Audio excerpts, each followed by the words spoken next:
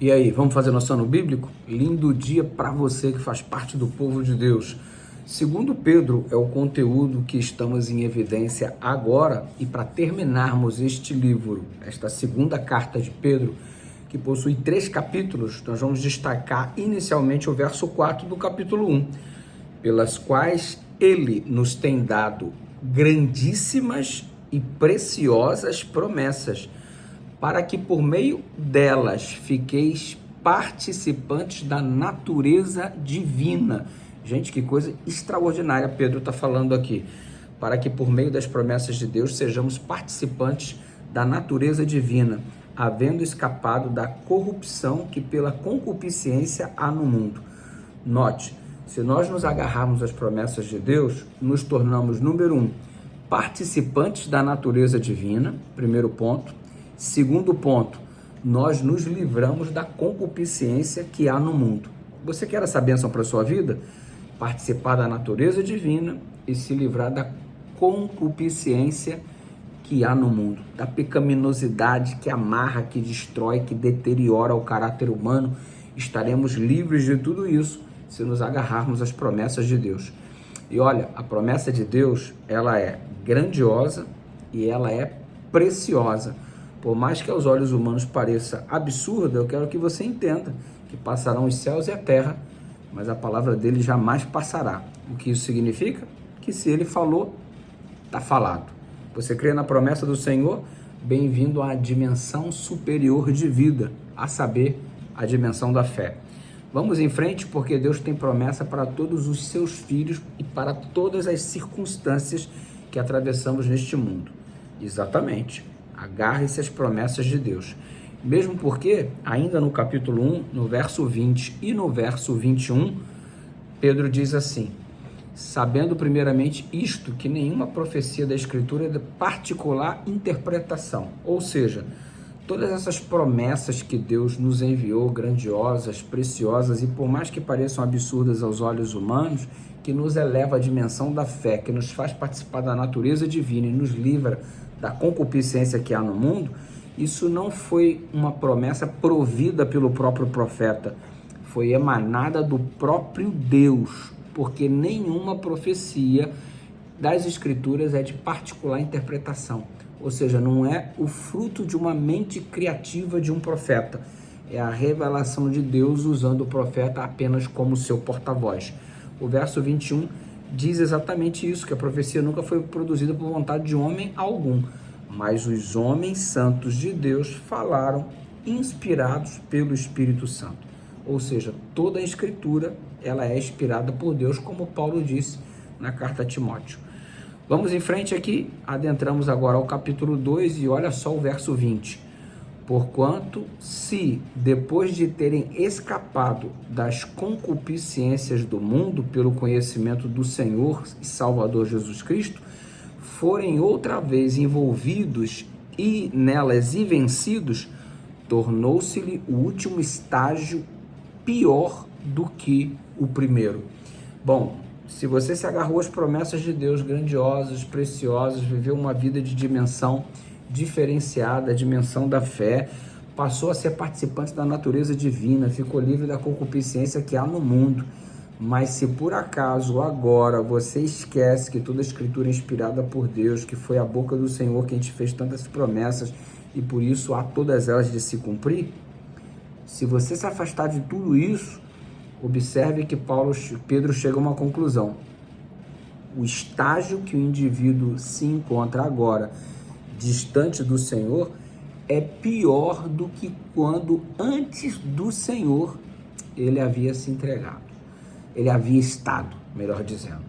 Ou seja, antes do conhecimento da palavra, antes de Jesus Cristo, você vivia na ignorância, vivia no pecado, vivia escravizado, mas não tinha consciência exata do que estava acontecendo. Agora, uma vez conhecendo a verdade e se afastando dessa verdade, você tem todo o conhecimento nas mãos de quem você se encontra, distante de quem você está, distante de Deus, nas mãos do inimigo, e a sua consciência lhe perturba e você não tem paz por saber quão errado você se encontra. Anteriormente você estava perdido em estado de ignorância, conheceu a verdade, se afastou da verdade e agora está distante, e o seu sofrimento não é um sofrimento no mar da ignorância. Você sabe quão errado você se encontra e a verdade lhe incomoda, você não tem paz, é uma sensação absurda de um buraco, de um vazio, de alguma coisa extraordinariamente incômoda, e você está em um estado pior do que se encontrava antes de conhecer a verdade, porque tendo conhecido a verdade, agora você se afastou dela, e a Bíblia diz que o seu estado é pior do que o primeiro. Se eu estou falando para alguém que está distante da verdade, que um dia alcançou seu coração, volte para Jesus imediatamente. Pedro coloca-nos isto em evidência. E aí o verso 21 diz: porque melhor lhes fora não conhecerem o caminho da justiça do que, conhecendo-o, desviarem-se do santo mandamento que lhe fora dado. E aqui eu não preciso mais arrazoar a respeito de nada, porque se você está atravessando essa fase da sua vida, já entendeu perfeitamente o que Pedro está dizendo para mim e para você. Aí entramos aqui no capítulo 3, o verso 3 e 4 diz assim: sabendo primeiramente isso, que nos últimos dias virão escarnecedores, andando segundo as suas próprias concupiscências. É gente que não faz uma outra coisa a não ser ocupar o seu tempo para pegar no teu pé, para escarnecer da sua fé, para tentar ridicularizar você, para fazer bullying com tua crença, com teu posicionamento diante das situações da vida. E o verso 4 diz: dizendo esses escarnecedores, onde está a promessa da sua vinda? Porque desde que os pais dormiram, todas as coisas permanecem como desde o princípio da criação. Essa história aqui é antiga, você se lembra da raça antediluviana, ridicularizando Noé, escarnecendo de Noé, tratando Noé como se fosse um idiota, tratando Noé como se fosse um louco, um desequilibrado, nunca havia chovido sobre a terra. Pois é, semelhantemente, nos dias que antecedem a volta de Jesus, é um fenômeno que acontece. E fala-se muito de bullying hoje, mas o crente sofre muito bullying pela prática da sua fé, pela sua crença, pelo seu posicionamento. Se você guarda o sábado, se você não come isso, não come aquilo, se você não bebe, se você não fuma, se você quer se preservar puro até o casamento, os escarnecedores, bem-vindo ao mundo real, estão a todo redor manipulados pelo diabo para tentar descredibilizar a sua fé e desincentivar você a prosseguir nesse caminho que, embora estreito, é o único que conduz à vida eterna. Aliás, o caminho se torna mais estreito e difícil ainda exatamente por causa da existência dos instrumentos de Satanás, que tem prazer em deteriorar a tua moral através de comentários maliciosos e maldosos. Enfim, mas tem promessa para você, não se esqueça isso. Os versos 8 e 9 dizem assim: mas amados, não ignoreis uma coisa, que um dia para o Senhor é como 1000 anos e 1000 anos como um dia. O Senhor não retarda a sua promessa. Estão escarnecendo da nossa fé? Quem está esperando Jesus já tem 2000 anos. Só que o tempo de contagem de Deus é diferente do nosso. Para Deus um dia é como 1000 anos, 1000 anos é como um dia.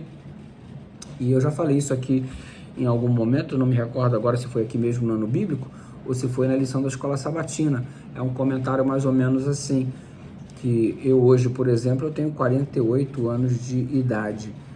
Eu me batizei aos 14 anos de idade, conheci a mensagem aos 12, me batizei aos 14 e estou aqui com 48 perseverando no caminho. Ou seja, há quanto tempo eu estou aguardando Jesus? Eu estou aguardando a Jesus desde que eu conheci a verdade.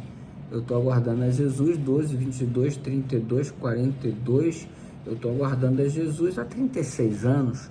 Então eu não estou aguardando a Jesus há 2000 anos, porque eu não tenho 2000 anos de vida. Deus, faz 2000 anos que ele não voltou. Não. Para mim tem 42 anos que ele não voltou ainda. Não tem 2000 anos. Eu não tenho 2000 anos de vida. O meu tempo de espera, hoje, desde que eu conheci a verdade, se resume a 42 anos. E 42 anos esperando, em contrapartida, uma eternidade inteira que está vindo por aí para viver aquilo que Deus prometeu para mim.